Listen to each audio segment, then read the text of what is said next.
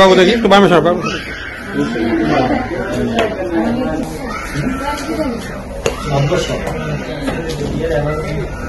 এবং কোমরে গরম পানি ঠেক দিয়ে সবাই এরকম ব্যথা হবে।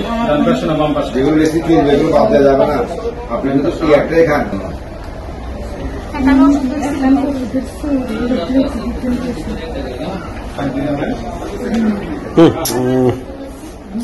বারবার সময়